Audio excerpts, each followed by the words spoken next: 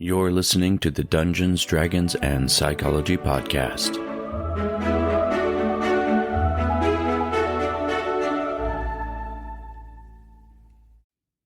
Historically, one of the things that has kept people from enjoying role-playing games is the fact that it can be a little bit complicated. There's too much math, there's a lot of mechanics to remember. But what if there was a way to simplify that whole system? I'm Robert Walker, the author of Session Zero, the DMG to writing great campaigns in any system, and this is my show where I teach collaborative storytellers how to create memorable campaigns using psychology. On today's show, I sat down with the developers of a new system that tackles the entire concept that tabletop doesn't have to be so complicated. So let's get to the interview. Hi, my name is Cory Holman, and I am the co-founder and co-creator of both Super Blood Moon Studios and Realms of Elgrune. I'm Chaney Herford, and I'm the co-creator and co-founder of Super Blood Moon Studios and Realms of Elgrune. First of all, thank you both so much for being on the show today. Why don't you start by just telling me a little bit about Super Blood Moon Studios, what got you interested in the idea of starting this, and then how did Realms of Elgrune come about? Actually, Super Blood Moon Studios came later. At first, I was a part of a tabletop game it was a brand new DM, and it was several brand new players. And the DM, he was absolutely fantastic. He's one of those people that actually read the entire DMG and the player's handbook before he ever even started DMing. And so this guy knew it front and back, and I had been a DM for 4 years and didn't know half the stuff that he knew. And so I was like, okay, I can learn from this guy. Mm-hmm. But the new players, on the other hand, there was such a steep learning curve that it brought it up memories from my past of DMing, trying to get my friends into it. And you can just see it on their face, you know, that their eyes go glassy and they're just like, all right, I guess I'll just learn as I go and all that. And so I was talking to Chaney in my basement one time, and I was talking to him about it, and I said, why can't it be simpler than this? Why does it have to be this hard to learn how to play this thing that everybody wants to play, everyone hears about, everyone pretty much has heard about it their entire life if you're in the nerd space. Mm-hmm. Yet when you start getting into it, there's such a steep learning curve. I said, why is there even a static number that you roll against for combat? Why can't it be something dynamic where I roll and you roll and the higher number wins? And from there on, Elgrune was born. So the system Realms of Elgrune, you're on this dungeon planet, and you have, 7 classes, is it, that are in your system? Yes. For our classes, it is the warrior, the mage, the cleric, the hunters. I say that with an S because there's a shadow hunter, which is kind of based off of like a mix between a rogue and kind of a shinobi style. And then there is the nature hunter, which is kind of based off of a ranger, where you can have a companion coming around with you. And then there's the technomancer, which there's the gunslinger and the scientist. And the gunslinger is more of a bounty hunter, destiny, guardian style. And then the scientist is pretty much just a scientist. They have a mech buddy that comes around with them that they can upgrade from parts that they find throughout the game and stuff like that. So that's awesome. And then one of the things that you did, you mentioned it already, you wanted to make combat a little bit more dynamic. So you're not just rolling against a static number. Both opponents in the combat are making rolls so that there is more of a variation in the combat and a little bit more activity around the table as it's taking place. So to explain that, we got to back up just a little bit more. Okay. How many times have you been, you're obviously a DM. I know this because I'm a fan of the show, by the way, but you're a DM, and any other DM that's listening right now, they know that as soon as combat starts, it's break time. It really is. Yeah. And so, you see people pull out their phone. You see people say, all right, I'm going to run to the bathroom real quick. I'm going to go fill up my drink, go grab some more snacks real fast. And then whenever my turn gets here, I'll come back and I'll do something. Exactly. That, to me, is a problem. The most interesting and involved part of why you build your character should have everyone in the table invested. Mm-hmm. Right? And so if you are constantly trying to roll, you're going to be invested. Mm-hmm. So what we did, and this wasn't intentional, but it just ended up happening through our playtest that we realized that this was happening, is that we made combat a little bit more engaging. Whenever combat rolled, and the turns were going so much faster, everyone was glued to the table. No one got up. No one went and refilled their drinks. Everyone was on the edge of their seat trying to see if they lived or not, because it was a constant you roll, I roll kind of thing. Now, as a DM, that was a little bit harder to wrap your head around. As a player, it's the same, because you're constantly rolling. It's just your turn goes a lot faster. The DM, you have to keep rolling every single time. So that was a little bit of something to wrap my head around when we first started that too. Yeah, I guess as a DM, sometimes I use combats as a time to catch up on my notes, because it is, even between monsters' turns, I end up having a little bit more time while people explain what they're going to do with their actions, while they start rolling their dice. And it's mostly just me normally looking at the monster sheet and saying, okay, yes, that hits, or no, that doesn't hit, and then scribbling how many hit points of damage they take until the monster's turn. One thing I mentioned in my book is finding ways to make combat more interesting, especially for those players whose turn it isn't. And I think that your system is going to do that a lot better, because there is a lot more interaction between everybody at the table each step of the combat. That's really, really clever. Right. Well, it became more intentional as the game started to build itself out. We started off with the bones of a story that Chaney actually had living in his mind for years. Yeah, it was a long time. And I remember, back before I got married first, and then he got married a couple years later. But I even remember, not long after he got married, going over to his house, and he was telling me about the story concept idea that he had. And he was, talking about this, that, and the other. And of course, over time it evolved. And then he started to... Actually, I'll let you tell from this part, Chaney. Okay. You'll be able to tell a lot better than I will. Okay. Basically, the setting of Elgrun kind of started from... I've always wanted to tell like a fantasy sci-fi mix story. And I always found myself trying different avenues to tell that story. I tried writing a comic. I tried... just doing art for it. I tried doing little short stories. Nothing really seemed to work. Everything I tried my hand at never seemed to work. And around that time that Cory was telling me, why can't D&D be simpler? I was thinking, well, it could be simpler. And here's a setting that could go with it. A story, a more evolved story that could involve the players and have an interactive world behind it. So we just kind of combined forces. So you took your story concept idea, and then Cory's idea of why can't we just make this simpler, and Realms of Elgrun was born. Pretty much, yeah. That's exactly what happened. That is awesome. So tell me a little bit more about the setting and the idea behind it. So I've seen from your Instagram and listening to your posts that it's on this dungeon planet. Can you tell me a little bit more about the setting and about the background of how this came to be and how the characters generally come to be in this place? How much time do you have? Well, just start talking and we'll see what we can do. Well, the waters of Elgrun run deep as far as lore goes. Well, that's excellent. He's been working on this for years and years and years. And it's to the point where, for me, I've wrapped my head around it because I have to develop in the space. And, of course, we develop together. But you know what I'm saying, as in... he knows the story, he knows the world, and he had to convey it to me first. Right. And then it was like, all right, let's kind of tailor this up to where we convey it to people. So now, Chaney. It pretty much, which of course there's thousands of years that happen, beforehand. But there's a cataclysmic event called the Merging that happens to Elgrun. And essentially there's a thief who steals a book of forbidden magic and reads out of it and casts a spell. And we're not sure what spell he was trying to use or anything like that, but it backfired. And in this world, magical backfire can come in many shapes, forms, and fashions. And so when the spell backfired, it opened up these portals from different times and different dimensions and different galaxies.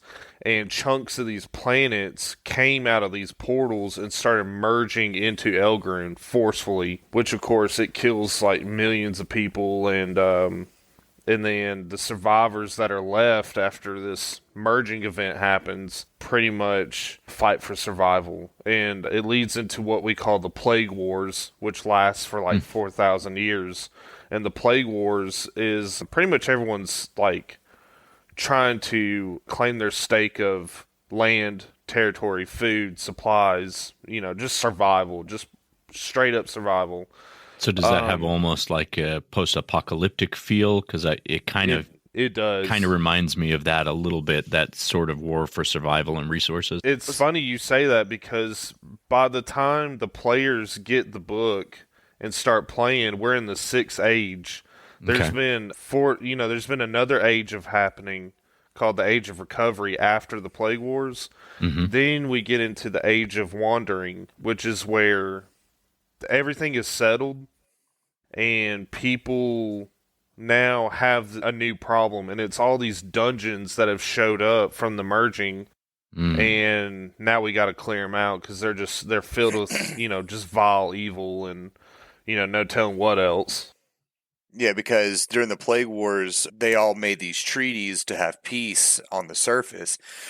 And there were those that didn't agree, and so they were forced underground, and so they took refuge in the millions of miles of dungeons below the planet's surface. Awesome. Right. I'm getting some distinct vibes of just like the melding and the marrying of different really cool concepts. Like I feel like I've got like the Mad Mage and the Labyrinth beneath Baldur's Gate, and I've got like this Fallout kind of thing. But then the thing that really draws me to your concept is the ability for a new person to just sit down and start playing kind of right away, which is exactly what I think is so fascinating about it. So can you tell me a little bit about how you have simplified it down and how your system works in terms of, like, I know you mentioned there's not skill checks in the same way that we realize them in a lot of the other TTRPGs, but how is it that you are able to simplify it and make this game so accessible? So it all starts with the dice roll. Right. There's something that I heard from several of your shows, actually, and I wholeheartedly agree with it. And we actually have another term or another saying for it. What you said was the dice know the story. Yeah. And for what we say is that the dice is king. Yeah. The dice roll is king. It doesn't matter how many stat points you put into what if you roll bad. Right. Right. And so if you're constantly rolling bad, what was the point in doing all those stat points, right? And so for us, we decided to just take those out entirely. It's just a barrier for entry, the stat points are. And so what you do what happens whenever you tell people that, they start to have a panic attack. Yeah. So they're like, oh, but how about, and it's just like, all right, hold up, breathe for just a second.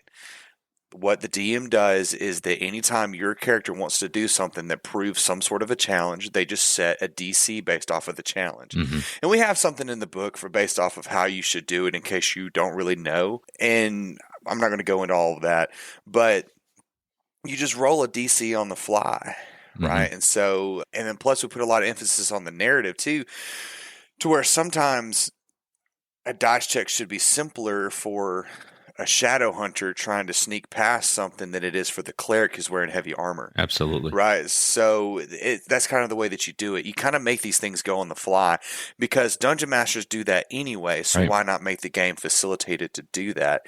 And whenever that happens, what we actually ended up doing was creating a game where people don't look down at their character sheet.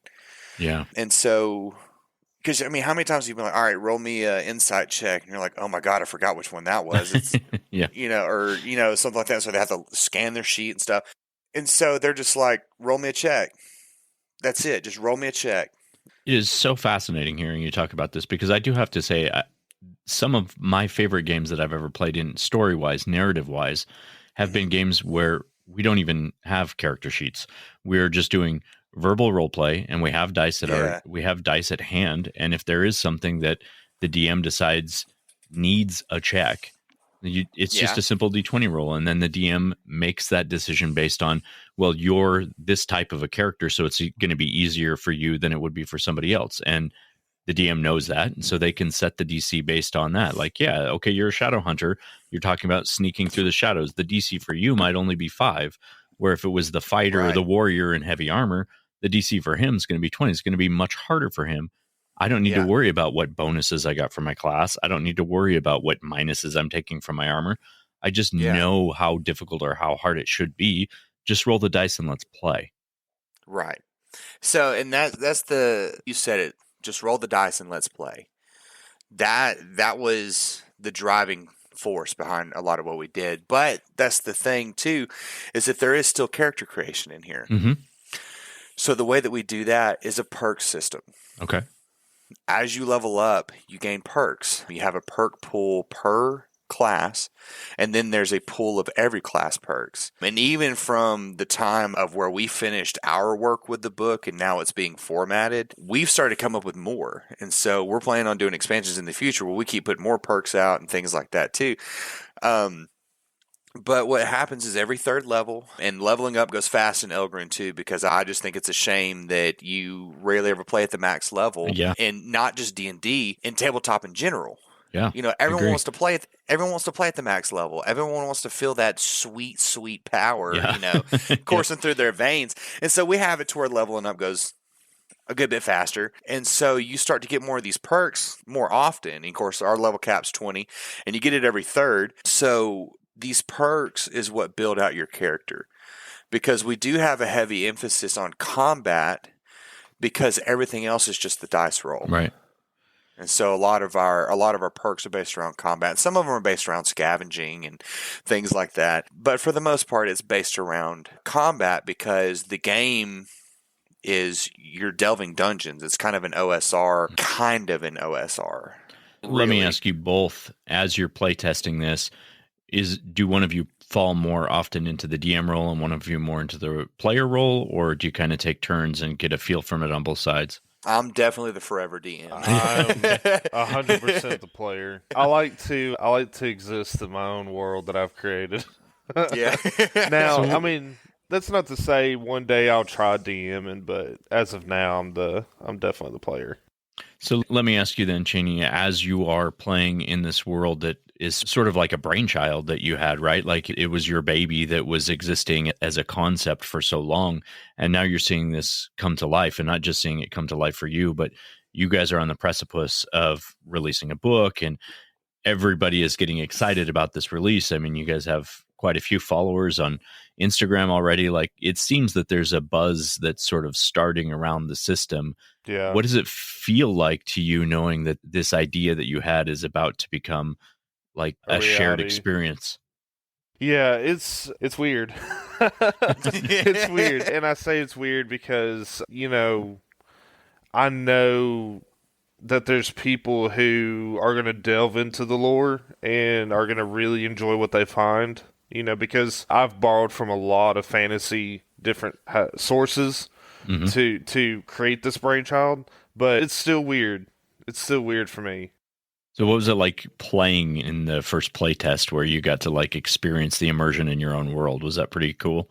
I fell in love immediately. Especially with the mechanics. See, the mechanics in a weird way kind of help with roleplay too. The roleplay goes faster and it feels more fluid and more natural. So I would definitely say, you know, the mechanics complement the role playing of Elgrin. That is awesome. So distilled down to its core, what would you say? I mean, and maybe it's what we've already been talking about so far. What would you say is the overall very best thing about this system? That's a really hard question. Or maybe what is each of your favorite aspect that you've played and enjoyed so far? How easy it is to just sit down and play. Yeah. I would have to say, like, to sit down with people who like don't know the lore that well, they still like thrive very well in this world.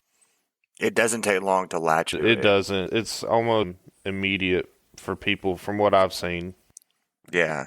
That is awesome, because I do think early on in people's role play experience, there is sort of a barrier that exists before they can actually be truly invested in the narrative. And the barrier is oftentimes the rules or the mechanics, are trying to figure out how it is that they play and then role play after that. I think there's so much that happens between the point where they can start learning the game and when they can start enjoying the game a lot more. Right. You know? I think once people realize that Elgrin is as far as the narrative goes and the lore and the mechanics goes, that it's just a mishmash of different ideas and concepts, and we've made them easy to grasp on purpose, it helps people to feel more at home with Elgrin. I know that that might sound a little funny, but like you said earlier, there's no barrier with Elgrin, or there's not much of a barrier with Elgrin because it's just such a mishmash. You can be anybody and do just about anything. Well, with the classes you have to choose from, it does seem you have a little bit more flexibility, whether you want the game to be high fantasy based or you want it to have a little more sci-fi flair. It does seem like you make allowances for both of those things, or to exist independently or together. Absolutely. Yeah. And, another fun thing that a lot of people have a lot of fun with is all the races that we have too, because that's a huge thing too. Races don't cause any kind of buff, bonus, or anything. They're pure flavor. Because this was a problem that I had with D&D, is that I wanted to play the cool looking races, but also the character maximization, troll in me wants to get all the best I can squeeze out of my character. And so I wasn't able to play what I wanted to play when I first started, because I was like, oh, but I need to do this and this so I can maximize this. And then it ended up actually, it was just kind of a piece of trash character because the dice, came back, the dice is king, So to me, I just thought, this was actually a thing that we came up with together, because at first we was thinking about how to do this, but we just decided that it'd be better if the races were just flavor. They're just pure flavor. That another really interesting thing about that is it inadvertently solves one of the biggest crises that has been taking place in Dungeons and Dragons recently anyways. Almost without any thought, you all of a sudden have a community of character races that are completely open and completely accepting, and they don't have to have any worry about what connotations they might hold to our real world, because they're just flavor. Everybody really is the same at their core. Yeah, absolutely. You see people kind of gravitating towards these different races that we thought would kind of be like the lesser played ones. And it turns out they're the most played ones. Like we figured, our races are the Animalia, they are the Nargans, the Psygen, the Crystallians, and I know I'm rattling these off really fast and just not spending any time. But then there's the Moon Elves. Chaney, am I missing any? The humans and the goblins. The humans and the goblins. And we thought the entire time that people wouldn't want to play the goblins, that people wouldn't want to play the Nargans, but turns out those are two of them, or people didn't want to play the Crystallians either, and those are like some of the three biggest ones. And to just give like a little bit of a rundown of each, just that way, people's just like, you just rattled off all these names. What is, what is this? Of course, humans, they don't need any kind of explanation. Chaney, actually, why don't you explain this? You can explain this better than I can. Okay. The Animalia are the native people of Elgrin. They were there before anybody else, and they're kind of like your humanoid animal people, which ranges from parrots to rhinos to geckos to beetles. I mean, it just... The range is everywhere. Any kind of animal humanoid you want to be, you want to play the Animalia. Awesome. Then you got your humans, which are humans. You got your Crystallians, which are an offshoot of the human race. I'm not going to go too deep into all that, but the Crystallians are basically like crystal people, and you can see like their insides floating around. We jokingly call them lava lamp people. Yeah, that's our lava lamp people. Then you got the Moon Elves, which are from the neighboring moon of Elgrin. They're literally just moon elves. You got the goblins, which constantly smoke cigarettes, and they're just their own thing. You got the Nargan people, which are from like a different dimension. Think of like Zur from Destiny and Cthulhu mixed together, and that's the Nargan people. And then the Psygen. The Psygen are your half cyborg, half human-like people. Some of them are more machine than they are person. And then some of them may just have like, a couple mechanical fingers, and they're considered Psygen, Interesting. So there's something in the Psygen blood that allows them to add mechanical parts to themselves. Yeah. So they appear to be human, but they're not human at all. They're born of flesh, and so they look human from birth, but they're not. It's because their blood is different and their inner makeup is different to allow them to splice these machines to them and things like that. So that's how they differ. If That's you really can't cool. tell, that's Cory's favorite race. Yeah, they're my favorite. Which actually was going to lead me into my next question is what race class combination would each of your favorites be thus far? Who? Well, mine's already answered. Yeah. Cory usually goes for a Saiyajin like warrior or a Saiyajin samurai. I usually tend to go with the Animalia.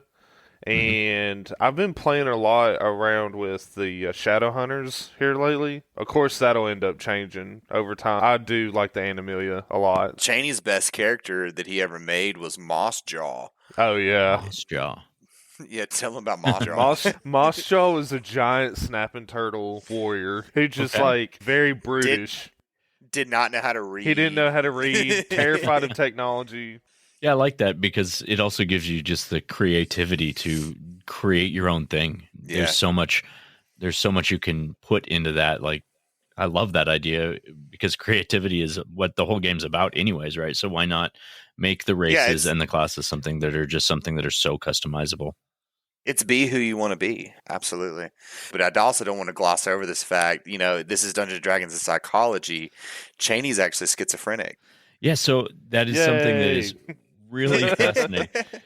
So let me ask you this then. I've had a couple of therapists on the show who have dealt with people who have schizophrenia or with a dissociative personality disorder in the past.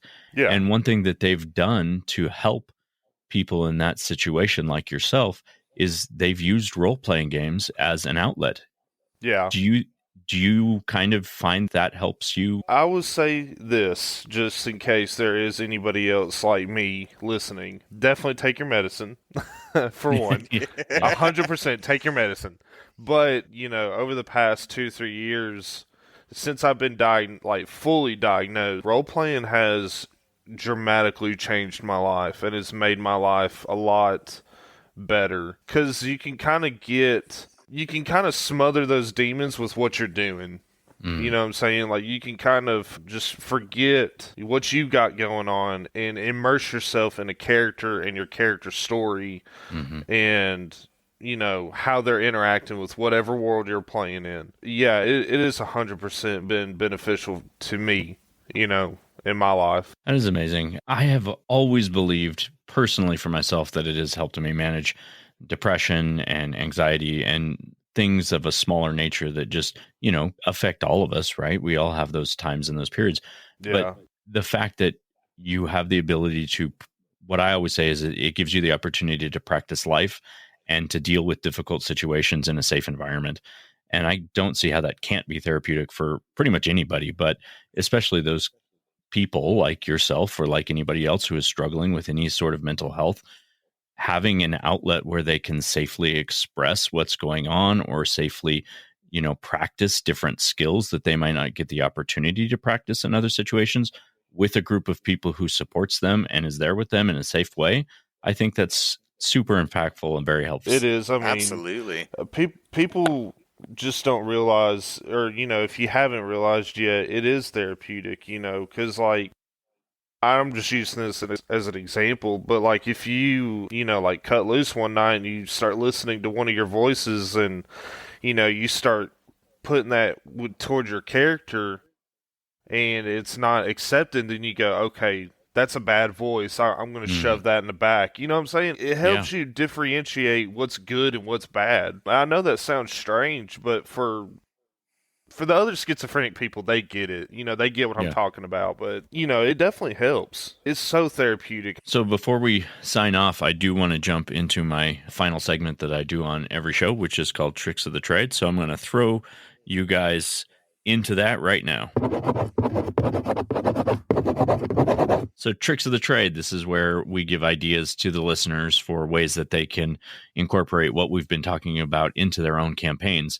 So if they haven't played Realms of Elgrun yet, I hope that they do give it a shot. But let's just say in a more general sense, if you guys could just give me each one idea of how a DM could utilize some of the simplicity of your system. The way to utilize the simplicity is if you want to speed up your combat already in D&D and you want people to be a little bit more engaged, use the flat damage. Mm-hmm. Use the flat damage. When they know how much that they're about to get hit for, they're a little bit more reluctant to stay in the fight. So flat damage would be every time that they roll, it's going to be the same amount of damage regardless of the hit. Right. Yeah. When you look at a character stat sheet or just a monster stat sheet from the monster manual, you'll see down there next to the dice roll, if something has like a 2d6, there's going to be an average of, I think, like 8. Right. I think 8's the average. And so that average number, it really speeds up combat. And then the player knows what they're going to get hit for instead of that, the comfort of knowing that there's a possibility they could just roll a 1 for damage. They know that if they stay in the fray, they're getting hit for this exact much. So that's what I recommend. That's a very good idea. What about you, Chaney? Any ideas for how to use your system or other ideas? I mean, I'm not a DM, but as from a player standpoint, I would say probably the on the fly dodge checks. I would say.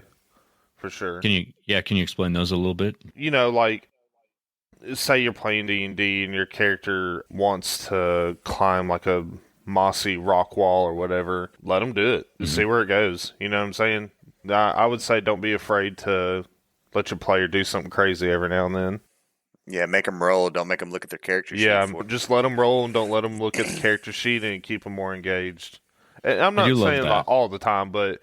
do it every now and then. It'll keep people, it'll keep everything just going and flowing. And I have to say, I think one thing that really kind of comes up for me as you guys are talking about this whole system is anything that you could pull from this that speeds up combat, because really combat is the slog. Like, it's where everything really seems to slow down and loses attention. So finding ways like that, like your flat damage, like just saying, okay, yeah, that check makes sense in this situation. I'm just going to let it roll. Let's continue. Or letting them use narrative to explain away areas that normally you would have to do the dice and the mechanics. I really like that idea too, is tell me what your character is doing. And if that makes sense, then it's going to work as long as it doesn't interfere with the story, I think. Yeah. I just want to say this as an aside. We don't hate D&D. No, we don't hate it. We don't hate D&D. I don't want people to come for us and be like, you hate this thing that I love. No, that's not it. We love it too. We're huge fans of it. We just think it should be simpler. Right. But all right. Yeah, I couldn't say it any better myself. If you haven't given it a shot and you're listening to this podcast, well, give it a shot. It's definitely worth it. You will not only will you find friends and people who are just like support you, but the amount of like laughter you have and the camaraderie that you just come back to every week is just something so great about that. And I think we all know right now how important that togetherness really is. Yeah, it gives you something to look forward to. It does, man. Yeah. The escapism is something you really look forward to. Yeah. And to me, it offers something that, I know this is going to be kind of strange too, but like tabletop offers something that I can't quite put my finger on, but I know video games can't quite touch it. Yeah. You know what I'm saying? I guess it's like what you said earlier, like the camaraderie of being with people who, support you and create a safe space for you, and you create that safe space for them. Yeah, you're not in a Call of Duty lobby where they're shouting racist slurs at you all the time. I think that has a lot to do with the difference between the two different kinds of games, because typically you're not going to be at a gaming table with people who aren't treating you right. But a lot of times in, first person shooters or whatever regular RPGs you might be playing via, the webs, you do run into that a lot. There's a lot of hate and a lot of anger out there that you just don't find in the tabletop community in the same way with the people that you like. Yeah, being surrounded by people that you love, or even, people of equal interest, even peers, that's a better word. Maybe you don't know them, but even just people who are of equal, interest as you, that is very therapeutic in itself, because you can make lifelong friends. You even said yourself several episodes, there's a Kimothy, and I can't remember who the other person is, her husband. Oh, Dustin, yeah, Dustin. Okay. They got married. They did, yeah. And that's awesome. That's not something that you get, from just anywhere. That's the camaraderie that you experience and that you feel from being in a room with each other, or even in an online room with each other, just playing something that you can fully express how you want to express it is so cathartic to the soul. That is I agree. very well said. Perfect example, but you are absolutely right. All right, so before we sign off, I want to give you guys the opportunity just to share any other projects that you've got in the works or anything else that you haven't shared already that the listeners can learn about you or get in touch with you in any other ways. Or what do you have coming up? When can we expect the book? I know that's something I'm pretty excited about. Yeah, that's the $1,000,000 question, ain't it? So for us, we want to wait till we have it in hand ourselves and we know everything's good with it because we're doing this completely self-funded, completely just us. We're not crowdfunding anything. So this is by the sweat of our own brow. So we want to make sure that it's as quality as two guys in a basement can make, So we are aiming for the end of the year, definitely the beginning of next. It may be sooner. Don't hold your breath. But definitely, if you go into the Discord, there will probably be ways that you can play early because we would send out betas for people to test and they would give us feedback and stuff. So you can at least see the trail that we're going down. Nice. If you want to at least have some kind of experience with it.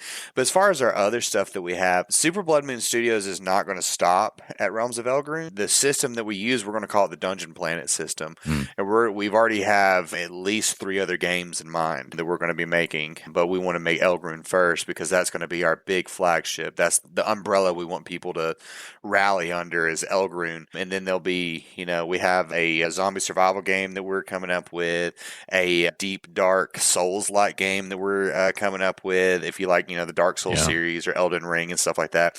And then we're working on one. I don't really want to give away too much of it yet because it's still like it's still an idea. Yeah, it's still in the idea stage. We don't want to give too much away about that one. That is awesome. So, though. It sounds very exciting. Yeah, we're excited. Perfect. Well, thank you guys so much for joining me today. I really appreciate it. This has been fascinating. You've given me a lot of good ideas to use in my own campaigns, and especially with combat. I can't wait to really get my hands on the book whenever it does hit and steal some of the things I like about it to use in my own stories. It's been a joy to be on here, to go from listening to now talking to you. It's kind of surreal. We really appreciate this. I appreciate this, guys. Yeah, I'm really happy to have you on here. You're just seeing your Instagram post and hearing you guys talk about your whole concept hooked me right away. I was like, yeah, why can't it be more simple? It should be more simple. You've posted that enough times and I kept seeing it they're right. It really should be more simple. There are easier ways to do this. Why not? I'm glad you said that.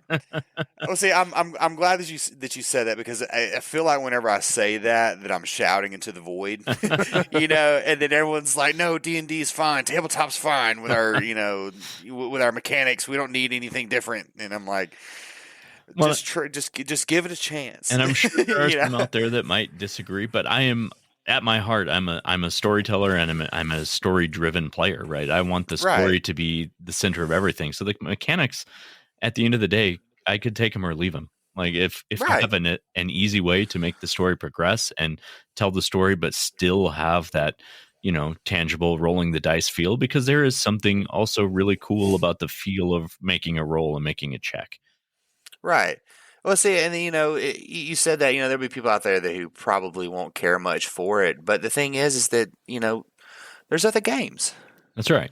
You don't have to stop at us. You can keep going. Or you can stay where you're at. If you like where you're at, don't move. And something that I have always loved to do in my own campaigns is I love borrowing concepts and mechanics from other systems and merging them into my own homebrew thing for whatever works best for the people at my table. And oh my God, if you love the D&D, the D&D mechanics and character creation, all that stuff, but you want to try out the world of Elgrun, do it. Yeah. Absolutely. The world is fun. We're definitely not stopping you from doing it. No, we're encouraging you to do it. It's perfect. Yeah. No one's stopping you from doing anything ever.